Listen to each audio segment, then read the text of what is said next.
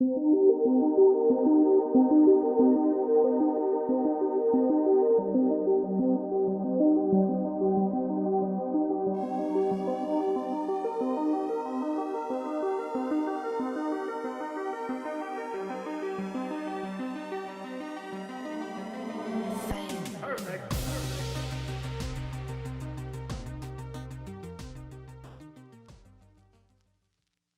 right, so welcome back to the channel. We're recapping on a player that we already interviewed before, but this is at the end of the meta, you could say. We're going to talk about that in a bit, but we have CJ back, and he's going to tell us all about the latest, and I think maybe the last version of this deck. I don't know if this is going to carry on towards the next couple of months that we have for the rest of the year, but all right, CJ, if you could just recap what happened in the last couple of weeks with this deck, what's going to happen late, after like the ban list and the tins come out. Just give us a little recap, man. Yeah, so that's the biggest thing. I've had a pretty good success with a very similar main deck recently than we last featured. It's actually the exact same main deck, this whole format. Yeah. So you don't need to really go over that one too much, since we talked about before. I mean, still running the Dangers, still running the Zephyros, one pop-up spray, the math all checked out. I tried a couple times to change it and just never got better, so I stuck it that way. The biggest thing is what I changed over the format was my side deck because I topped a case tournament in Florida, a 3v3 when I visited there, about 128 players or something like that. We got top 8, second after Swiss, and then so I put in some more Skullmeisters after that tournament, just giving a little more respect to the Prank Kid matchup and just getting more Drytron stuff. And I've added more droplets because I noticed the meta was shifting towards a more so like Dragon Link and things like that. And this extra deck, I added Dromedal over the random stuff that needed to be added in there because I noticed more of a shift with rivalries and Gozens, which were a big part of the meta. And without the Dromedal in the extra deck, things like rivalry and Gozen like stunned me a little bit more than I liked. Because that would only have like double Dragon Lords as a main deck out. So it was actually very beneficial, and it's been a really good card for this time, but it required me to change my side deck from the Retaliating Seas, because for this deck to play Retaliating Sea, you need something to link into.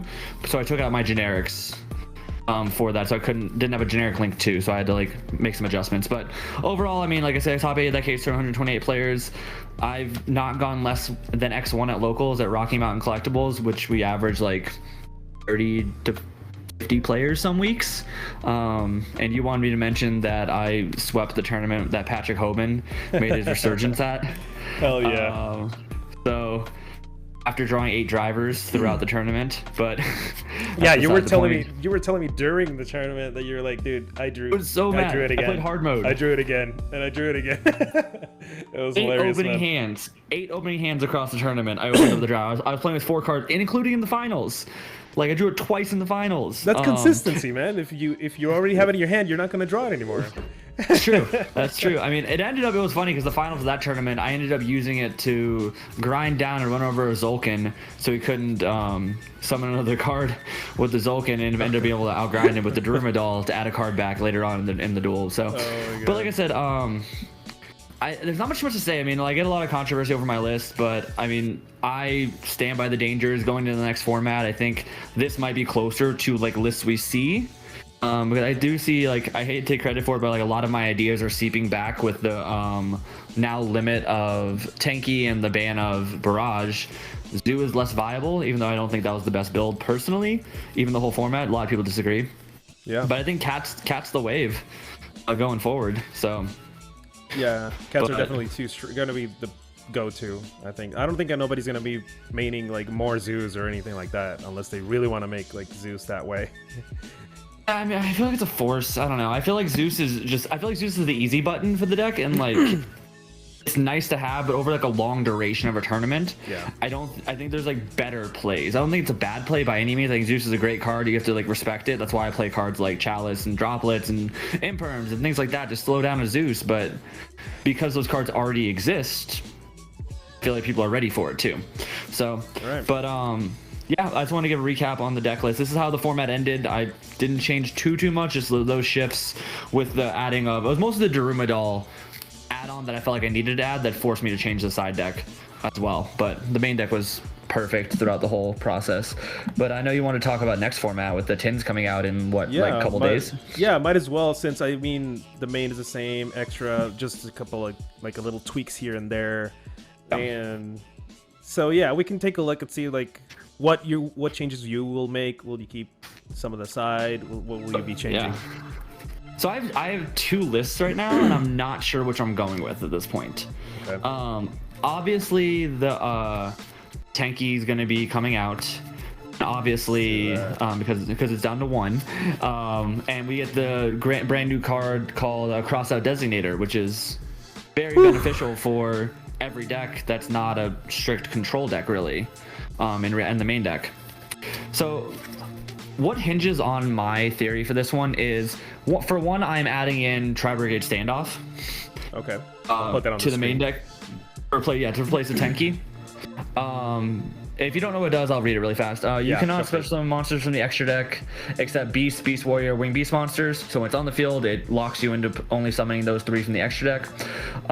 You can send 1 monster from your hand or field to the graveyard. Notice it says 1 monster, so you can use hand traps. Yeah. Add 1 Tri-Brigade monster from your deck to your hand with a different original type as the monster sent to the graveyard. So if I send a beast, I can't add a beast, but most of the time you're searching Fractal. Reality with this card, it's essentially replacing the Tenki. And then it has a last effect that actually doesn't matter at all, but I'll read it anyways. Yeah, go for it. If this card's in its owner's spell and trap card zone is destroyed by opponent's card effect, you can activate this effect. Your opponent can't declare an attack this turn. That will never happen. Yeah, unless you have like 4 set and they kind of lightning storm your back row, I guess. For some reason. I mean, so the reason this card, a lot of people are saying it's a bad card because it's a -1 and this and that. And like, they're not wrong. It does cost you a card to add a card and locks you. But I feel like a lot of cards like this, you need a starter. This deck pluses so much, a -1 to get a starter isn't worth it because you're negging 1 to go +2 to 3. Makes sense at all. So, and especially the Cross Out Designator is a little less susceptible to hand traps at this point.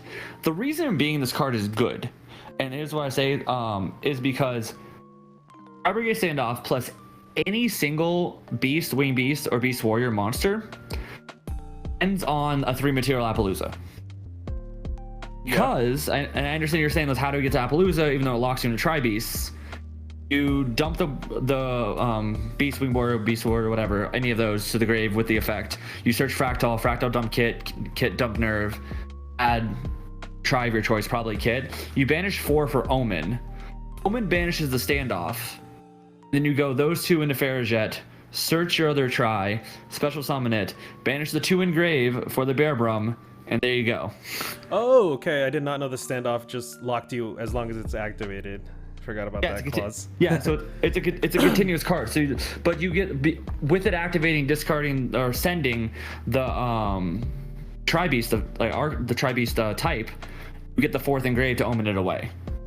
That's crazy. It works. And a lot of times that omen, like the first omen you summon off your combos with this kind of build does not matter because you're not using the effect normally. So having that as an option, I think is very beneficial for this deck because it literally searches everything we've been searching before.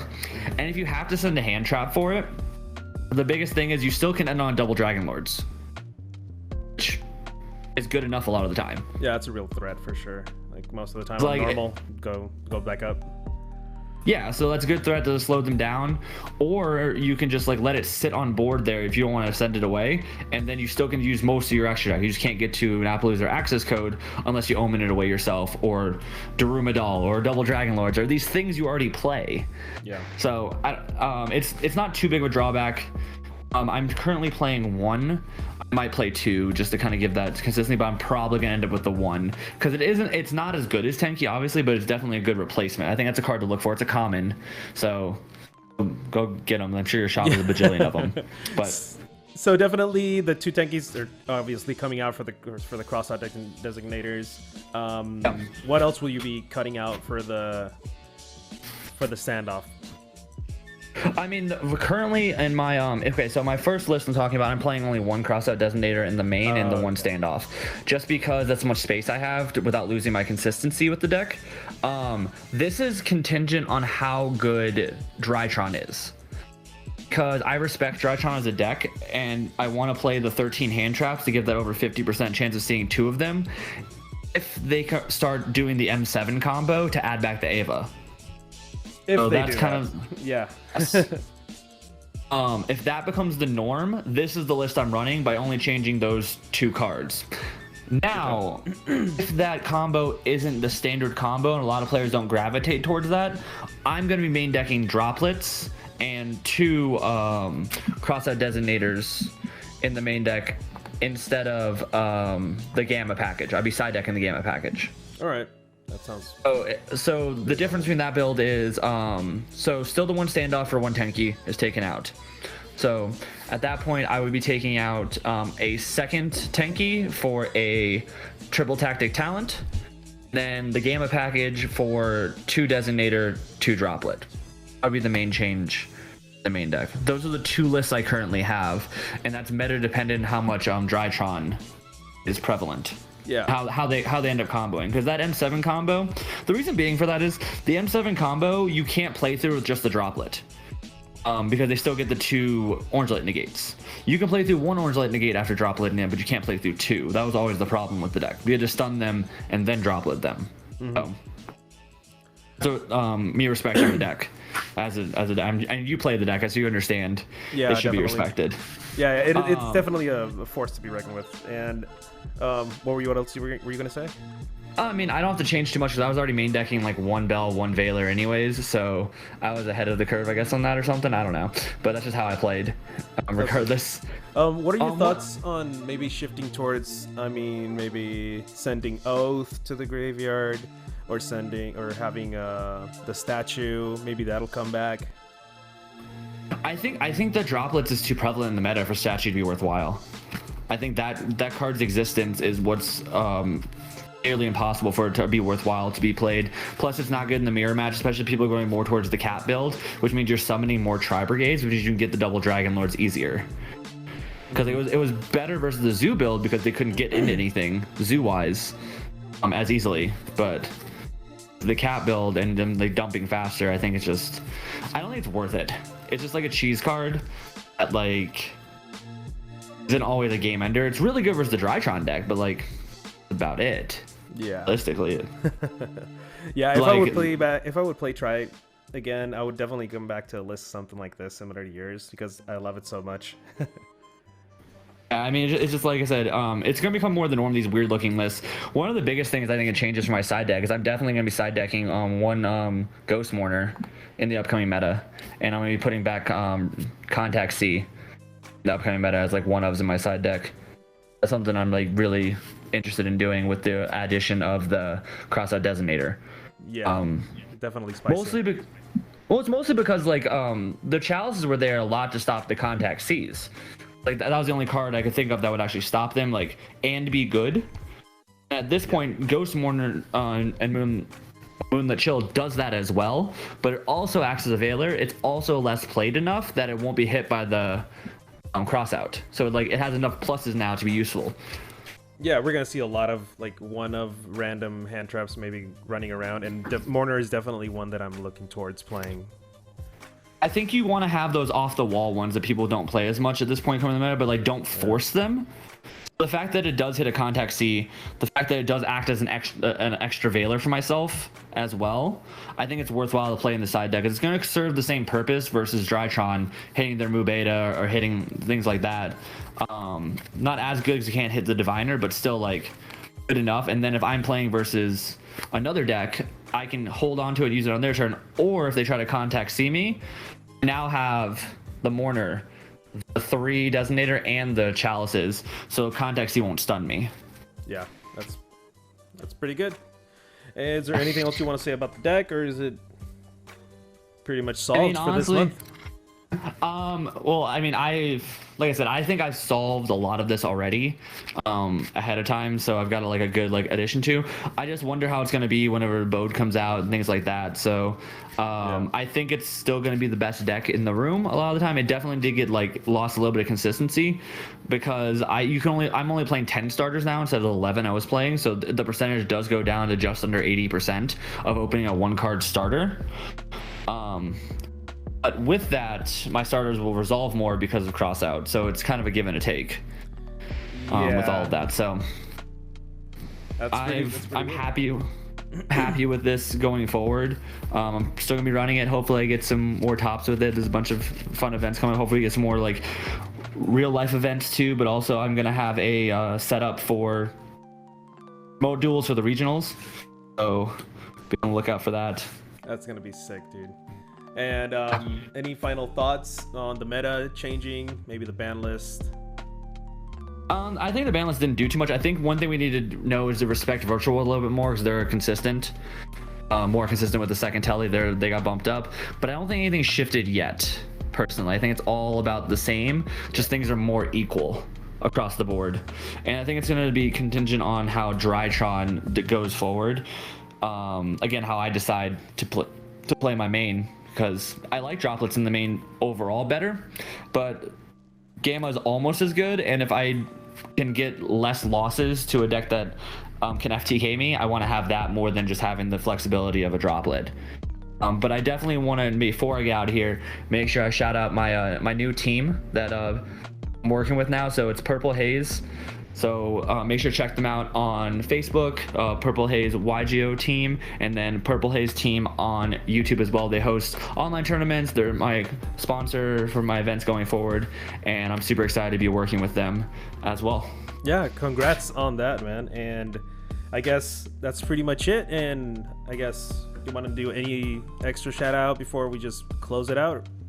No, but like I said, if you want me to send over that replay of the combo with the Brigade standoffs, people can see it. Yes. I feel like I think I sent that to you already on Facebook. I was like, bro, look what I found.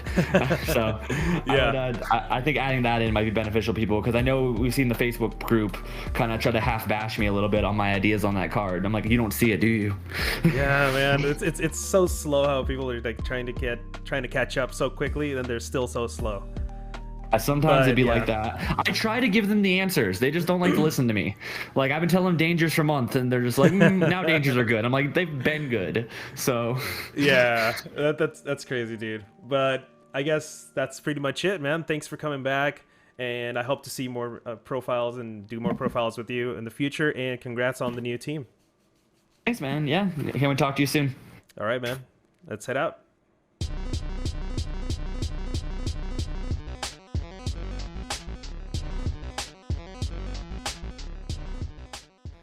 Alright, so here is the combo CJ was talking about with the Brigade standoff, which he already explained in the video if you did watch through it. So this card, while it's face up, it locks you into the Tri-Beast archetypes, and if it's destroyed by your opponent's effect, you can't attack. But the main effect that we're looking at is that you can send one monster from your hand or field to the graveyard, then add one Brigade monster from your deck to your hand with a different original type than the monster sent to the graveyard. So you can send Wing Beast and just add a different type, but you can also send like other cards, or if you tactics an opponent's monster, you can also send that and just go off. So we're gonna run through this a bit. You're gonna discard the DD Crow. This is relevant because it's material for the next play. So we're sending Kit, we're sending Noble, and adding Kit. Banishing 4, then Omen banishes the standoff. And after that, we link off the Omen and the Kit for a Ferrigit. And banishing the standoff locks us out. I mean, leaves us out of the lock. So we can now link into other things. This adds us Fractal, or an effect you haven't activated yet. Usually Fractal though. So special summon, activate Fractal for 2. Bring our Bear Bloom and link into Appaloosa. and you're ending with a 3 material Appaloosa, a draw, and a revolt. And yeah, that's pretty much the combo.